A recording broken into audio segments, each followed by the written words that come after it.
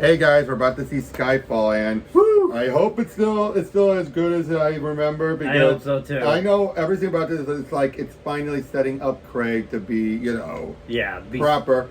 I do like the time skip because originally it could have allowed them to say a lot of the old movies happen in that time skip to a point, but then they do some other things where you're like, nah, no, it doesn't. it's still no. Actually, no, I take it back. It's between this and Spectre that you could fit things in, not the other way around. Yeah, I gotcha. But I do like that we're going to get a proper, lead in to, like establishing various stuff for Bond and all that. Yeah, and then, like a lot of the more familiar elements come into play. The more familiar, and basically, this is just remaking World Is Not Enough. Yep, which is already pretty damn good. So. Yep, Judi Dench gets a good it's going to get a good send-off. We're going to get Ray Fiennes. Yep. And, yeah. Yeah. Here we go. Hey guys, first I want to say, Alex, sorry if I came off snippy during the last video. It's alright. Any of that stuff.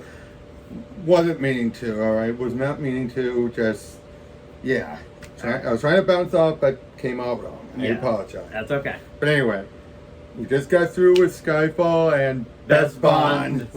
Still my favorite Bond after all these Agreed. years. Everything about this is perfect. It's a great villain. Silva's up in the top 5. He is easily one of the best villains. One of the best villains. Best writing, the best filmmaking. Best handling of M. Yep. Best, there's so much about so much to love. It really elevated it while still having the classic feel of it. And it concludes what I like to call the origin trilogy, which makes going into Spectre next a bit more. Yeah. But what's fair, this does wrap up the origin trilogy. It really does. It really does. Good start, fumbled, but then ended woo. Whoa, way through the roof. Yeah. And this felt like a celebration too. Yeah, like, it really had to be told why the double O's were important. Yeah, definitely more so than Die Another Day. Oh yeah, yeah. And we definitely had I gotta say, Silva was even better, like similar to Alec, but better than Alec. Yeah.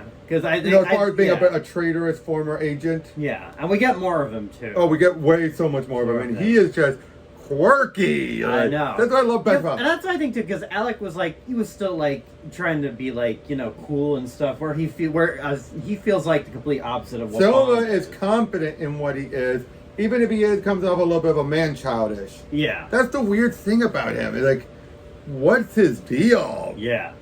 It's like but. He makes his own decision. He's not inept, obviously. He's not like a genius savant, nothing like that. Yeah.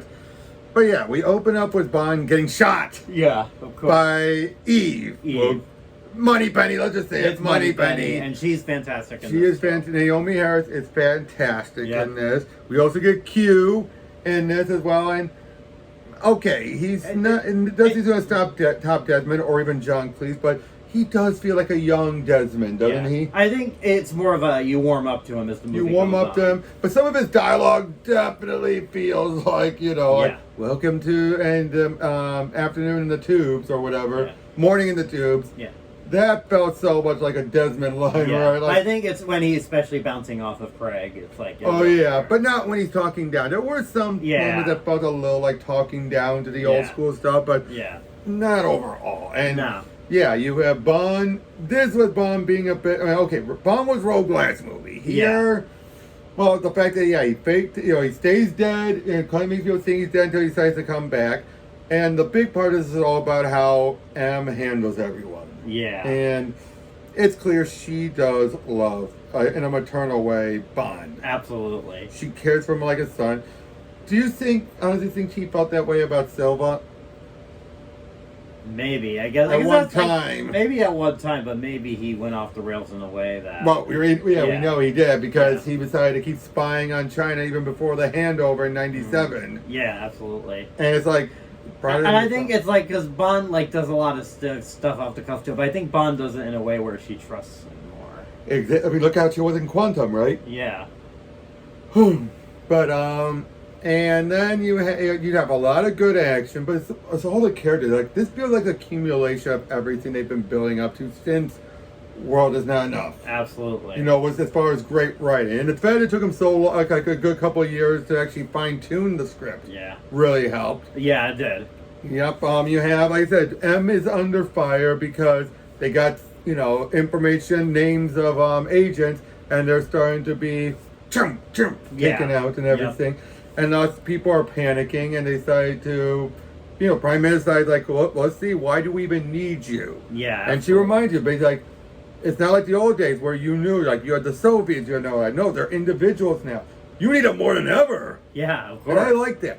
I really like that. Her speech was excellent. And we get Mallory introduced, the new M. Yeah, right. And it's Ray Fiennes. It really is phenomenal. And they do a great job of setting him up, too. I know. I like how he's a reasonable authority figure to the point where it's like, he cares for him, but even he's like, you cause mistakes, you have to be accountable. Of course. And again, though, with Silva is just a charming individual. Oh, and I forget her name, unfortunately, the other girl. Oh, yeah, her. Ugh. She was the only one who I thought was wasted. She was wasted, and it's like, they set her up as this tragic figure of a prostitute trying to get out, and then she just goes, boom, yeah. And then what Bond say? Waste a good scotch. Like, ooh. Like, really, Bond? Yeah, come on, Bond. I don't know whether to read that he was trying to throw them off. He was trying to make it seem like he didn't care, even though he probably did. Yeah. I don't know what, but it was just so... Yeah. I hated it. It felt weird. Yeah. I hated it. But I did... That whole speech with Silva, every interaction with him, it was just perfect. But especially like, Mommy's been very bad. Yeah. And it's like, she never lied. No? Did she tell you you passed? Yes? No. No. Yeah. Then he reveals that, yeah, she lied. That she sent you here knowing you were going to die. Like, I know I'm like, no. She sent him because she knew he could handle it. Yeah, of course. But it was nice trying to throw him off. Well, I'm pretty sure Silva believed that. Yeah. I'm pretty sure in Silva's mind, what he said was the truth. Yeah. That he truly believed, like, oh no, she just wanted you to die coming out. Yeah. But, yeah, and you just build up this so much, and then he tries to, but now his escape was brilliant until it went too absurd. Yeah, with the train coming down. Yeah, like everything up to the train. Yeah. Made perfect sense. You can see him timing it all out and everything. And it was brilliant. But the train.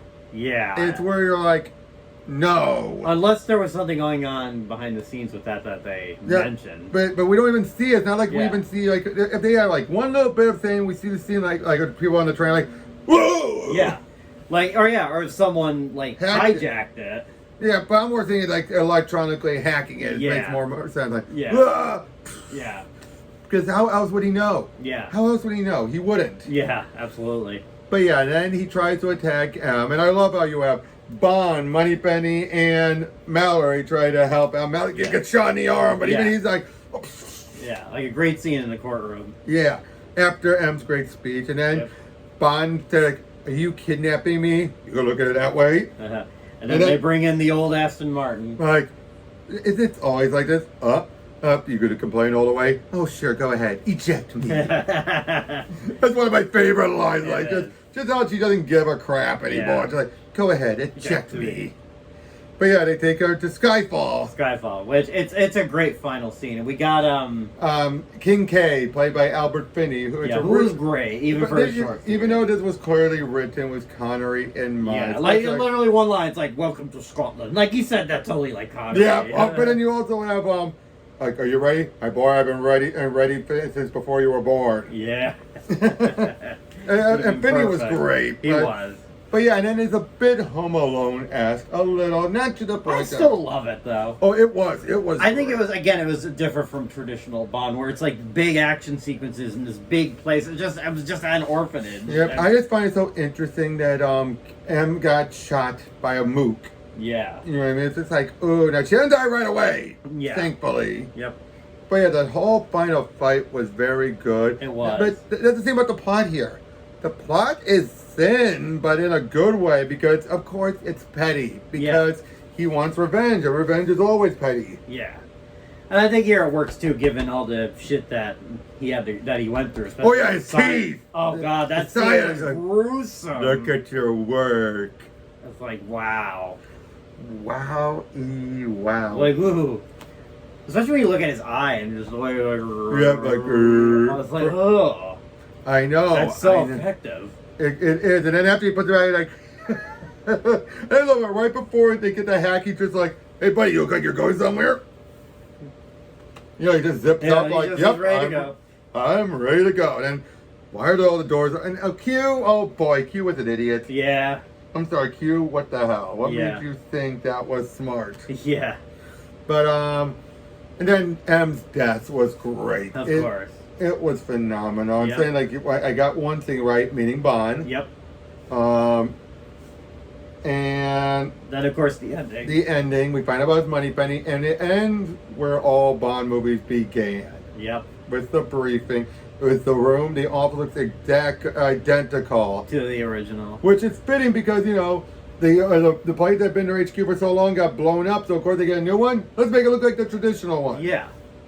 I feel like everything was just set up. So It was really, set up for like, this, and it ended right there with Bond meeting up with Moneypenny, and then walking in, meeting up with a male M, and basically like, "Are you ready?" "Yes, I'm ready." Yep.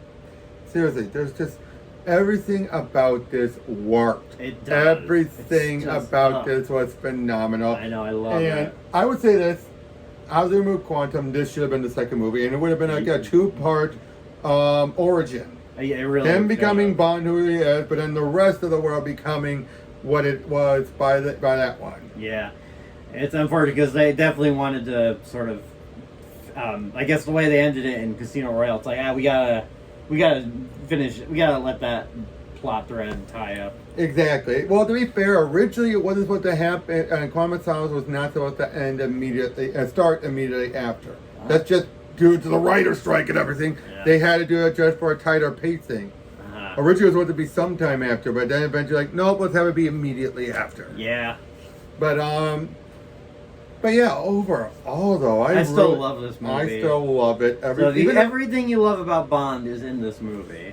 Except for the traditional formula. Yeah. This is the one, and one of It the still ones does different things. Like, It does. especially with the final battle at Skyfall. Oh yeah, It's like what you don't expect. Exactly. I mean, right down to, you know, they shoot a mirror where Kincaid is, and Kincaid's there, Yeah. chink. Yep. I just know when they go chink and the bullets just shoot out like Yep. chink.